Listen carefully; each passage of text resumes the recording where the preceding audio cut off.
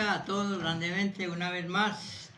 Es un privilegio para mí desde acá saludarles, reiterar el saludo que el pastor acaba de hacer, uno por uno, a cada hermano. Es una bendición, es un privilegio poder compartir con ustedes la palabra de Dios, la palabra viva y eficaz que Dios nos ha dado. El pasado miércoles el pastor nos hablaba acerca del Cordero de Dios que quita el pecado del mundo.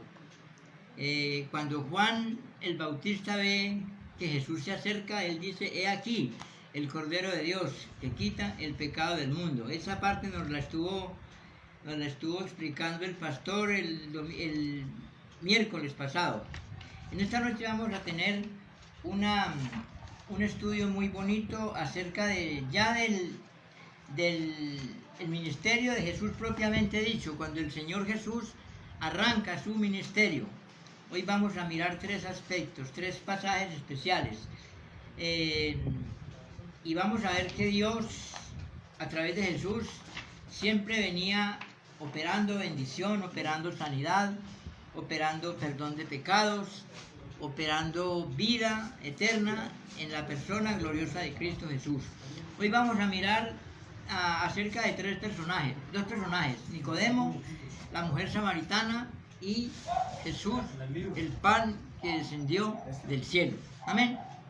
Entonces vamos a mirar en primer lugar un pasaje en el Evangelio de Juan, capítulo 2, versos 23 al 25. Juan 2, 23 al 25. Vamos a mirar a este pasaje. Juan 2, 23 al 25.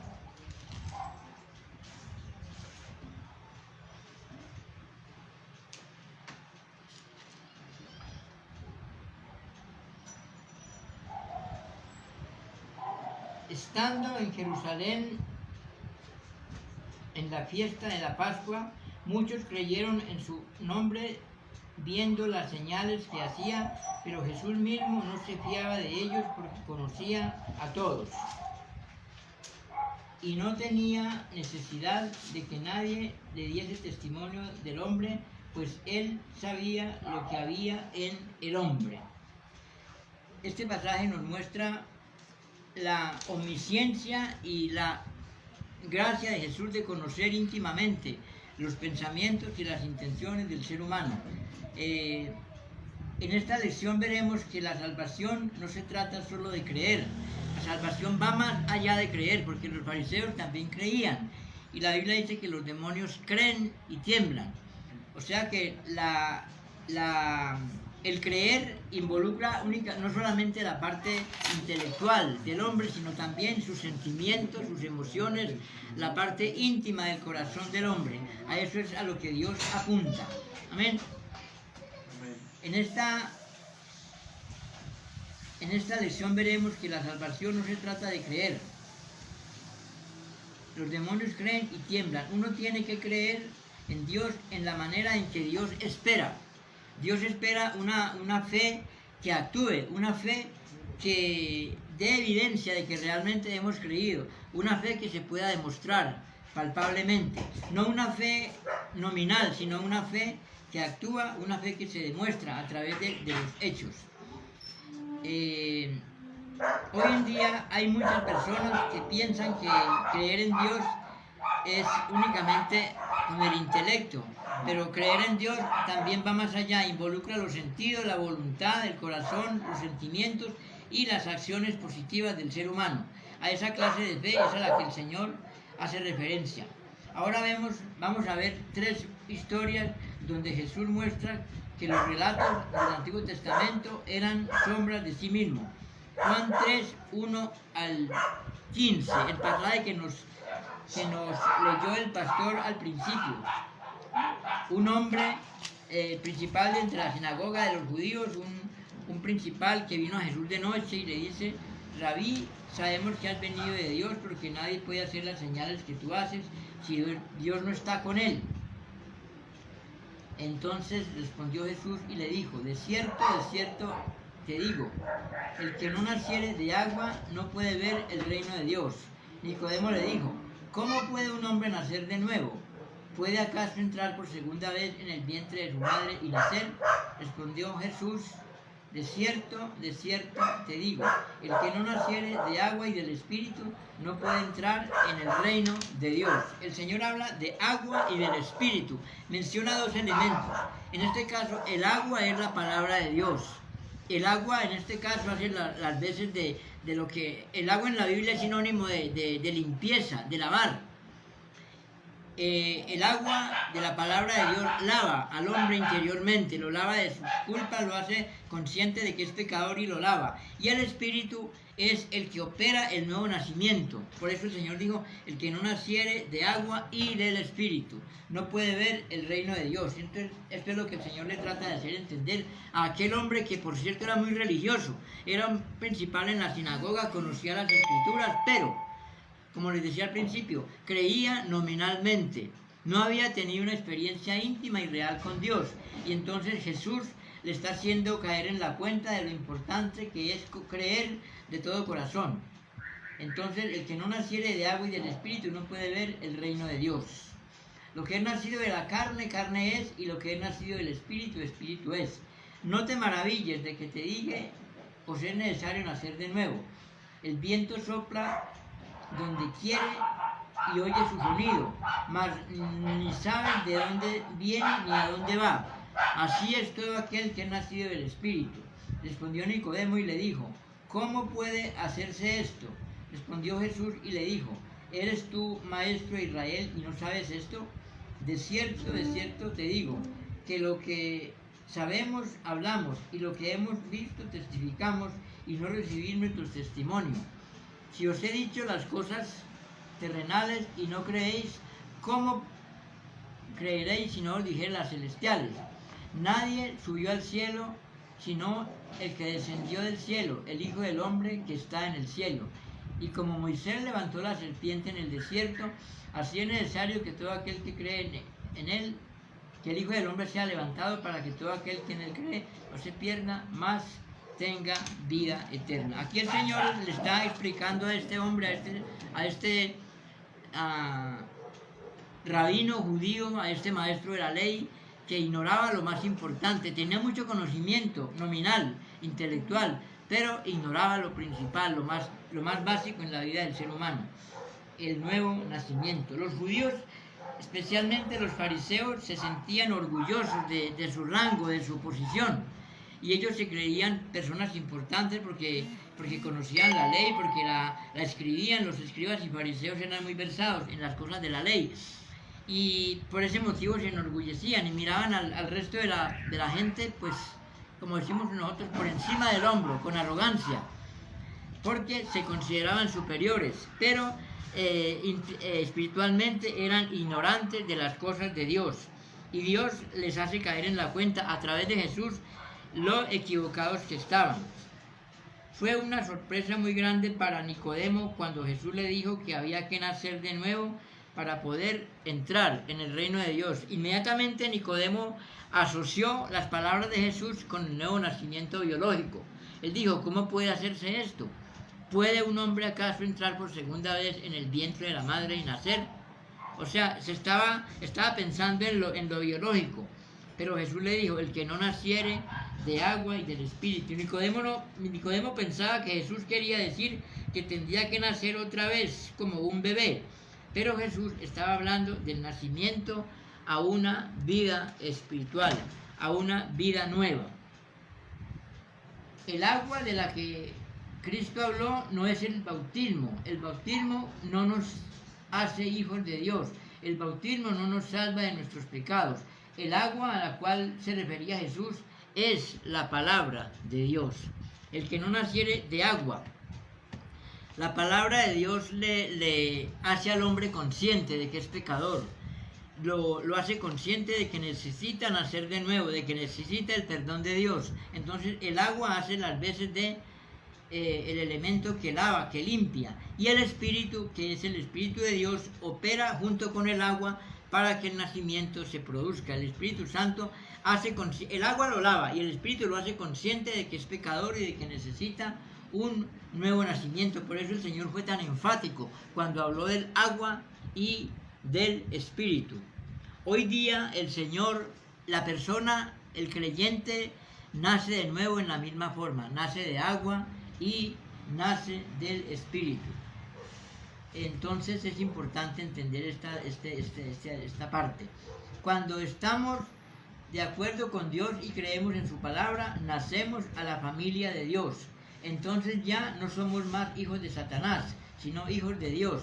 Por eso Jesús le decía a la gente que cambiara su manera de pensar y creyera las buenas nuevas de Dios. Las buenas nuevas es el Evangelio. El Evangelio es buena nueva, buena noticia para el hombre, que siendo pecador, que siendo merecedor del castigo eterno, Dios tiene misericordia de él. Dios lo puede salvar siempre y cuando crea de todo corazón y se acoja a la amnistía que Dios ofrece, o sea, al perdón de los pecados. Jesús le dijo que no se sorprendiera de que tuviera que nacer. Todos hemos nacido en la familia humana y por supuesto pertenecemos al reino de Satanás. Es necesario nacer en la familia de Dios para que podamos entrar en el reino de Dios. Y cuando hablamos del reino de Satanás, estamos refiriéndonos a la herencia que todo bebé trae cuando nace. Todos nacemos con el estigma de pecadores, el pecado original que lo heredamos de Adán y Eva. Entonces venimos ya de hecho, nacemos con el pecado, con la marca del pecado.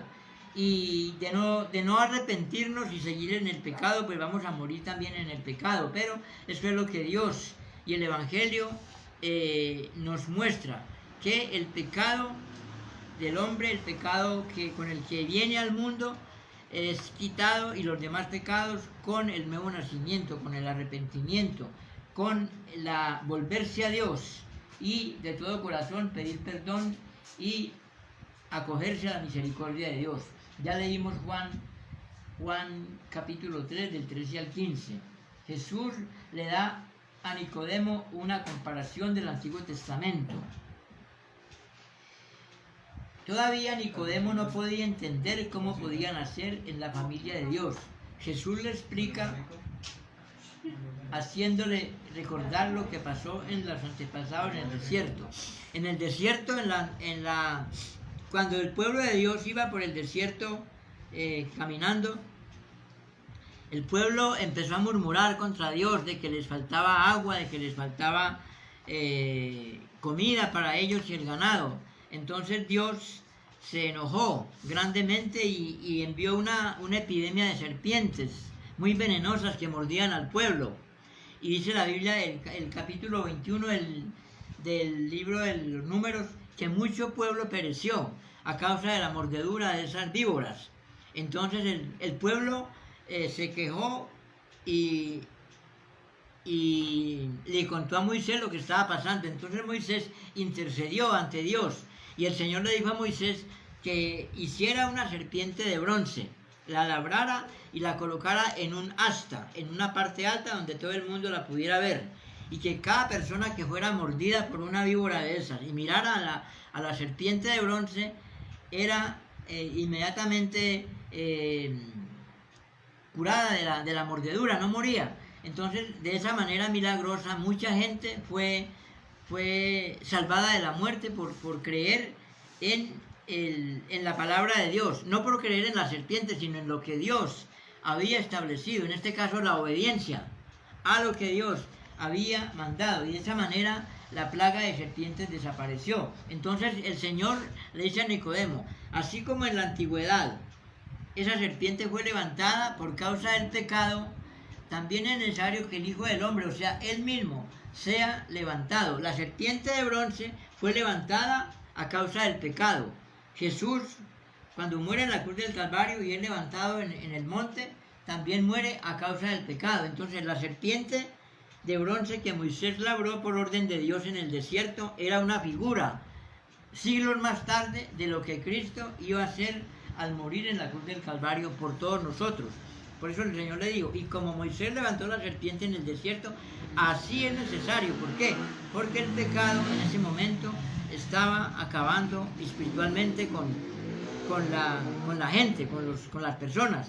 Así como la mordedura de las víboras, el veneno acabó con el pueblo en la época de Jesús, y todavía el veneno del pecado también mata a la persona, porque el pecado, si no se lo trata a tiempo, como el veneno de una víbora, puede matar. Entonces Dios tiene misericordia y nos salva a través de la persona y la obra de Jesús. Entonces Él les prometió que cualquiera que fuera mordido y mirara hacia la serpiente de bronce sanaría. Toda la gente es pecadora, la paga del pecado es muerte. Jesús dijo que Él sería colgado al igual que la serpiente, para que todo aquel que creyera no pereciera, sino que tuviese vida eterna. Y hay tres cosas importantes que es bueno resaltar acerca de la persona de Nicodemo. Nicodemo era un hombre religioso, es decir, sí creía en Dios. Sin embargo, no era salvo. Ahora bien, esto nos lleva a la conclusión de que no todo el que cree es salvo, porque hay una fe nominal, intelectual, hay una fe que afecta el corazón, afecta los sentimientos, afecta las emociones y las sensaciones del hombre y toca el corazón. Esa es la fe que salva, y con Nicodemo no tenía esa clase de fe. Por eso el Señor le dijo que era necesario que naciese de nuevo. Nicodemo no era un hipócrita como otros de los fariseos, tenía una fe sincera, sin embargo no era salvo. Uno puede ser muy sincero y tener una fe muy sincera y a la vez estar perdido. Nicodemo no tenía una relación personal con Dios. Entonces Nicodemo necesitaba, porque el Señor le dijo, eres tú maestro de Israel y no sabes estas cosas. O sea, ignoraba lo principal, el secreto más importante, el nuevo nacimiento.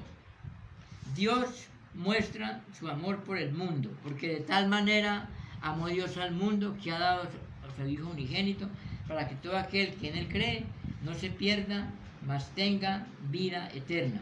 La gente que no cree en la palabra de Dios y no confía en Él, rechaza a Dios, porque ama su propio camino pecaminoso.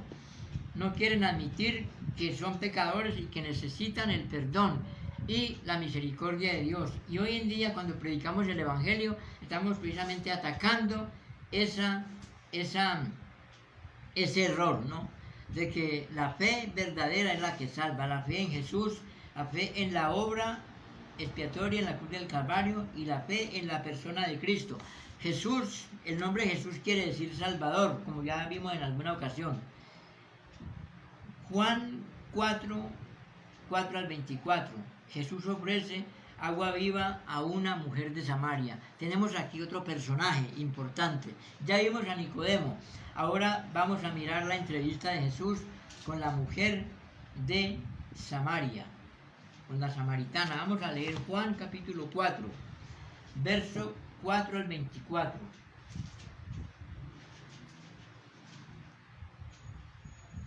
Y le era necesario pasar por Samaria.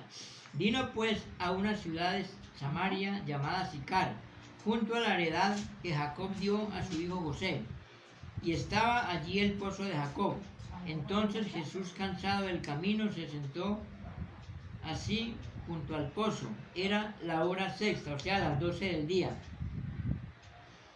Vino una mujer de Samaria a sacar agua y Jesús le dijo, dame de beber, pues sus discípulos habían ido a la ciudad a comprar de comer. La mujer samaritana le dijo, ¿cómo? ¿Tú siendo judío me pides a mí de beber que soy mujer samaritana? Porque judíos y samaritanos no se tratan entre sí. Respondió Jesús y le dijo, si conocieres el don de Dios y quién es el que te dice dame de beber, tú le pedirías y él te daría agua viva. La mujer le dijo, Señor, no tienes con qué sacarla y el pozo es hondo. ¿De dónde pues tienes el agua viva? ¿Acaso eres tú mayor que nuestro padre Jacob, que nos dio este pozo del cual bebieron él, sus hijos y sus ganados? Respondió Jesús y le dijo, cualquiera que bebiere de esta agua volverá a tener sed. Mas el que bebiere del agua que yo le daré no tendrá sed jamás, sino que el agua que yo le daré será en él una fuente de agua que salte para vida eterna. La mujer le dijo, Señor, dame de esa agua para que no tenga yo sed ni venga aquí a sacarla. Jesús le dijo, ve, llama a tu marido y ven acá. Respondió la mujer, no tengo marido. Jesús le dijo, bien has dicho, no tengo marido, porque 5 maridos has tenido, y el que ahora tienes no es tu marido. Esto has dicho con verdad. Le dijo la mujer, Señor, me parece que tú eres profeta. Nuestros padres adoraron en este monte y vosotros decís que es en Jerusalén en el lugar que se debe adorar. Jesús le dijo, mujer, créeme que la hora viene cuando ni en este monte ni en Jerusalén adoraréis al Padre. Vosotros adoráis lo que no sabéis, nosotros adoramos lo que sabemos, porque la salvación viene de los judíos. Mas la hora viene y ahora es cuando ni en Jerusalén ni en este monte adoraréis al Padre, en espíritu y en verdad, porque también el Padre tales adoradores necesita que le adoren. Dios es espíritu. Ahora bien, la samaritana estaba pensando en el agua material, y es importante esa entrevista de Jesús con ella porque era una mujer necesitada, era una mujer que también como Nicodemo tenía fe, porque ella creía que había que adorar a Dios en algún lugar. Y ella le dijo al Señor, bueno, ustedes los judíos dicen que es en Jerusalén donde se debe adorar, y nosotros los samaritanos creemos que es en un monte. Al fin y al cabo, ¿en qué lugar es? El Señor le dice, mujer, la hora viene, y ahora es cuando en ningún lugar, ni en Jerusalén, ni en un monte, adoraremos al Padre. El Padre necesita que lo adoremos en espíritu y en verdad, o sea, de lo íntimo del corazón, no en un lugar específico. Y ese era lo que la samaritana estaba pensando. Entonces ella le pide al Señor agua. Y es interesante, el agua, el Señor Jesús dice que era la hora sexta y que él le pide a la samaritana agua, porque seguramente era la hora sexta del día, eran las 12 del día, y seguramente Jesús tenía sed. Entonces el Señor le pide a la samaritana agua material, y el agua espiritual la tenía Jesús. Entonces había allí dos clases de agua: el agua material que la samaritana le dio a Jesús, o que el Señor le pidió, y el agua espiritual que solamente el Señor le proveía. Por eso le digo, mujer, si conocieras el don de Dios y quién es el que te dice dame de beber, tú le pedirías y Él te daría agua viva. Y aquí hay 3 cosas interesantes, ¿no? Que es bueno ver.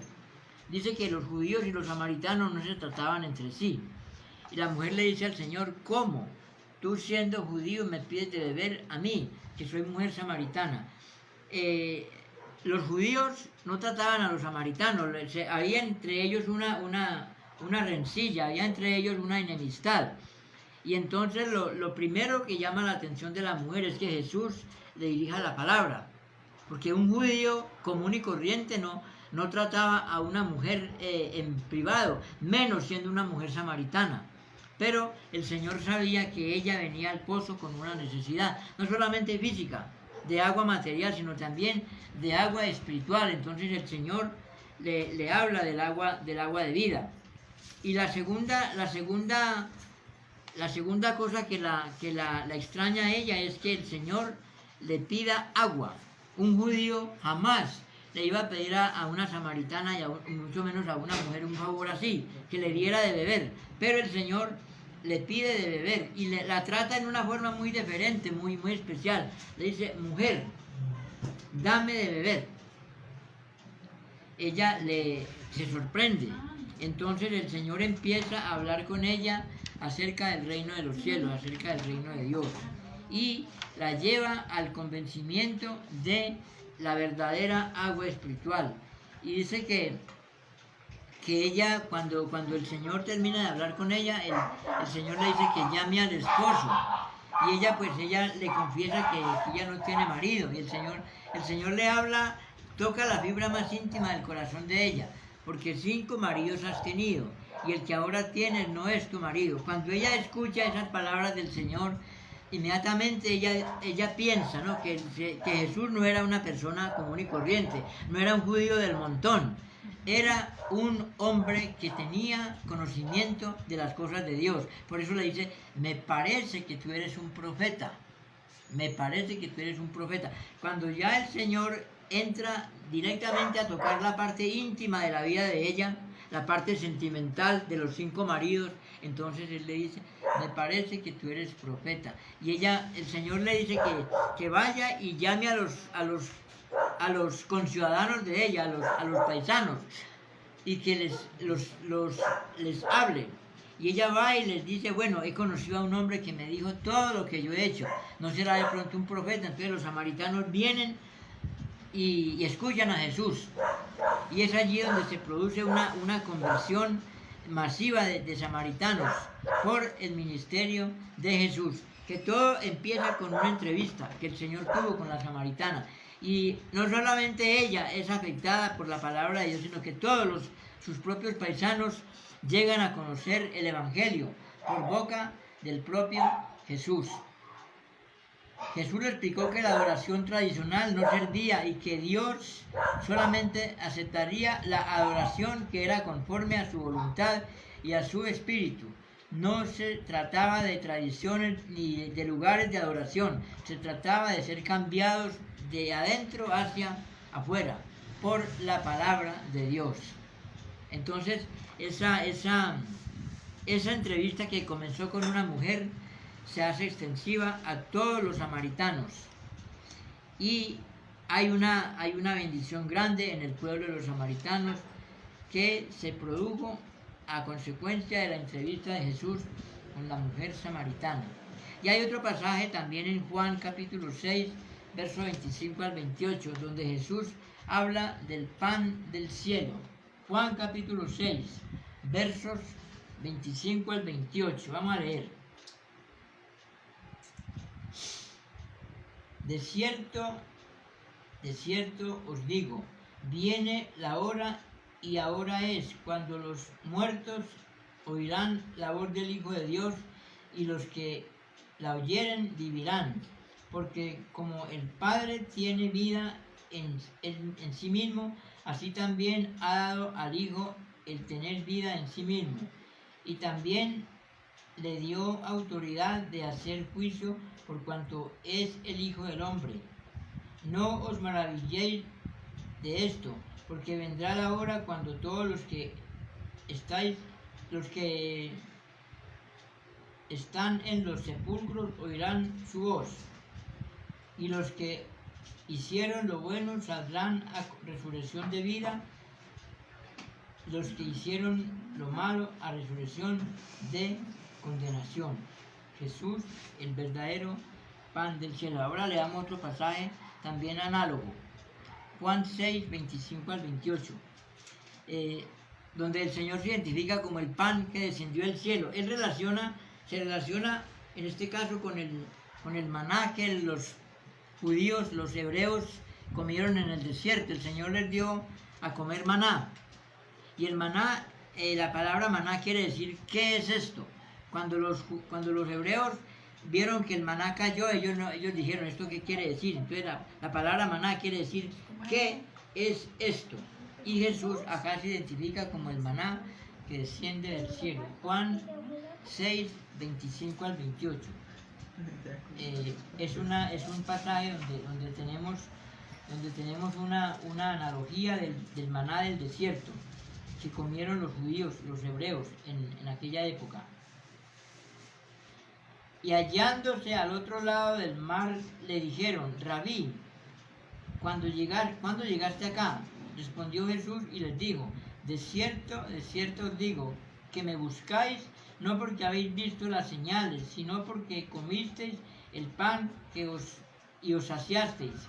Trabajad no por la comida que perece, sino por la comida que a vida eterna permanece, la cual es el Hijo del Hombre. Es decir, Él os dará porque a este ha señalado el Padre.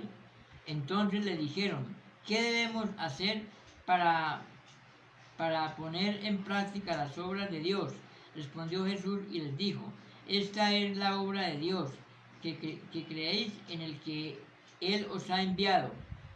Entonces el Señor habla de que Él es el pan que descendió del cielo, o sea, el alimento espiritual. El alimento que descendió en el desierto era alimento material que satisfacía las necesidades biológicas, el estómago.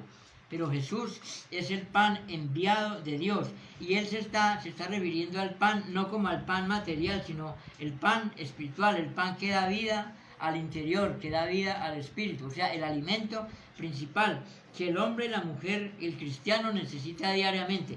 Diariamente tenemos que alimentarnos de la palabra de Dios, o sea, el pan, en el devocional diario, en las oraciones, alimentarnos a través de la palabra del pan vivo, que es la palabra de Dios a través de Jesús.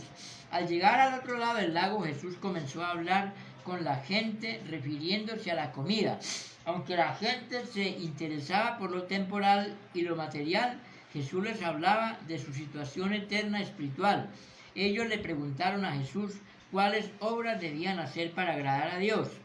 Hay muchos hoy también que piensan solamente en la vida material y en las cosas terrenales y luego tratan de complacer a Dios con sus obras. Piensan que por sus propias obras o su religiosidad Dios favorecerá sus ambiciones en lo material, pero no es así. Es necesario el pan espiritual. Bien, Juan 6:29. Hay una exigencia de Dios. Juan 6:29. Pues vamos entonces a Juan. Juan 6:29 dice así. Respondió Jesús y les dijo: esta es la obra de Dios, que creáis en el que Él ha enviado. Nuestros padres comieron el maná en el desierto, como está escrito: para pan del cielo les dio a comer. Y Jesús les dijo: de cierto os digo, no os dio Moisés el pan del cielo, mas el Padre os da el verdadero pan del cielo. O sea, el pan que Moisés les dio, que Dios les dio a través de Moisés, no era el pan espiritual, aunque ese pan venía de arriba, no era el pan del cielo. El Señor dice: mi Padre os da el verdadero pan del cielo, o sea, el verdadero pan que alimenta el espíritu. Jesús, la provisión eterna, el pan de vida que nos guarda, que nos fortalece, que nos robustece, que nos hace aptos para el reino de Dios, para vivir la vida cristiana a plenitud. El pan que descendió del cielo. Jesús les dijo que Él es el pan, o sea, la provisión de vida que viene del cielo. Jesús les recuerda a la gente cómo los israelitas en el desierto buscaban pan del cielo, pero ese pan que comieron en el desierto era solo una provisión temporal, o sea, era una otra figura del pan que habría de venir siglos más tarde, que es el propio Jesús. Entonces, aquí hay dos prototipos, dos prototipos de Jesús: la serpiente de bronce y el pan. Y luego el Señor, por eso se remite a la antigüedad, a la época en que el pueblo caminaba por el desierto, rumbo a la tierra prometida. Entonces, la serpiente de bronce y el maná del desierto eran dos figuras, dos logotipos, dos prototipos, dos arquetipos, mejor, de la persona y la obra de Dios. La serpiente de bronce y el pan que comieron en el desierto, que Dios les había provisto a través de Moisés. Y al igual que Nicodemo, que no entendía lo que Jesús le estaba hablando de un nacimiento físico, así también hoy en día mucha gente no entiende que es el nuevo nacimiento. Y para terminar, leamos 1 Corintios capítulo 10, 1 al 4. 1 Corintios capítulo 10, verso 1 al 4. Aquí también relaciona un hecho del caminar por el desierto. 1 Corintios 10, 1 al 4. Dice así el pasaje: porque no quiero, hermanos, que ignoréis que nuestros padres todos estuvieron bajo la nube y todos pasaron el mar, y todos en Moisés fueron bautizados en la nube y en el mar, y todos comieron el mismo alimento espiritual, o sea, el pan del que les hablábamos ahorita. y todos bebieron de la misma bebida espiritual, porque bebieron del agua espiritual que les seguía, y la roca era Cristo.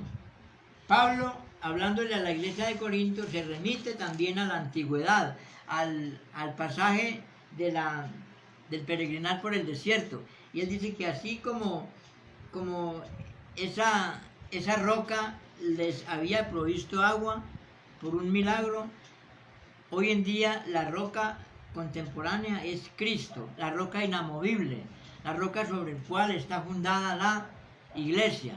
El Señor le dijo a Pedro, tú eres Pedro, y sobre esta roca, o sea, esta roca es el propio Jesús. No, de pronto no hay que incurrir en el error de los hermanos que piensan que la roca es Pedro. El Señor le dijo, tú eres Pedro, y sobre esta roca levantaré mi iglesia. Y Pedro más tarde también dice, la roca o la piedra que los edificadores desecharon ha venido a ser la cabeza del ángulo, o sea, la piedra en la cual la iglesia está edificada. Entonces, Pablo le recuerda a los hermanos de Corinto la relación que hay entre Cristo como la roca y la iglesia como edificio cimentado sobre la roca. Así como en aquella época de una roca salió agua para la sed de ellos, ahora en la edad contemporánea Cristo como roca provee agua, como proveyó para la samaritana, agua de vida eterna, agua que tiene la propiedad de lavar, porque la palabra de Dios lava, de adentro hacia afuera. Por eso el Señor le dijo a Nicodemo, el que no naciere de agua, o sea, la palabra, y del Espíritu. El agua, que es la palabra, y el Espíritu, que es el Espíritu de Dios, operan en la operación del nuevo nacimiento. A través del agua y del Espíritu nace la persona a la nueva vida. Amén. Oremos. Amado Dios y Padre Celestial, te bendecimos en esta noche, te damos gracias, Señor, por esta palabra que es inamovible, que es viva y eficaz, y más penetrante que espada de dos filos, porque penetra hasta partir el alma, las coyunturas, y discierne los pensamientos y las intenciones del corazón. Gracias te damos, Señor, por la palabra que hemos estudiado en esta noche. Señor, permite que esa palabra opere grandemente en el interior de quienes han escuchado esta plática en esta noche, y puedan, Señor, sentir la necesidad de arrepentirse y de buscarte y de ser lavados en el agua que es la palabra y regenerados en el Espíritu Santo para un nuevo nacimiento. Te bendecimos, te alabamos, te damos la honra y la gloria, porque eres el mismo que habló con la samaritana y el mismo que habló con Nicodemo. Tanto a ella como a él, Señor, les hablaste con amor, con gracia, con misericordia, igual que a todo el que se acerca a ti en procura de consuelo y de ayuda para sus situaciones difíciles. Gracias te damos una vez más. Bendice la iglesia, Padre, en el resto de la semana, y de nuevo el domingo pedimos que de nuevo la palabra nos traiga gozo, alegría, consuelo, fortaleza. Bendice, Señor, la iglesia en esta noche, fortalécela, cuídala, guarda, Señor, a cada uno, provee para cada necesidad en cada hogar, bendito Dios. Te alabamos y te bendecimos en el nombre glorioso de Cristo Jesús. Amén y amén. Y una vez más, por favor, me apropio de las palabras del pastor. Saludos a la familia. Dios les bendiga.